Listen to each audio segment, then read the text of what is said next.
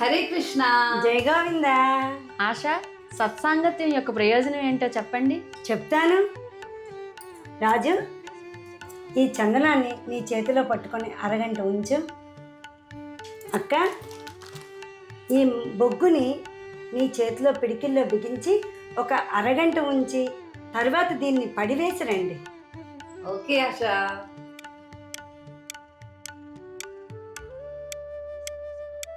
అక్క, నీ చేయి చాపు. ఏం కనిపిస్తుంది నీ చేతిలో? నల్లగా ఉంది. చూసావా? ఈ నల్లని చెడు ప్రభావము ఒక చెడు సాంగత్యం వలన మనకి ప్రభావితం చేస్తూ ఉంటుంది. రాజు, నీ చేయి చూపించు. ఎలా ఉంది? సువాసన భరితంగా ఉంది. ఒక మంచి సాంగత్యం వలన మన జీవితంపై సువాసన భరితం అనేది ప్రభావితం చేస్తూ ఉంటుంది. అర్థమైందా? మంచి సాంగత్యం వలన మన జీవితం పరిమళ భరితం అవుతూ ఉంటుంది. చెడు సాంగత్యం వలన మన జీవితం మసిబారినట్టు మారిపోతూ ఉంటుంది. ధన్యవాదాలు ఆశ. జై గోవిందా. జై బాబా.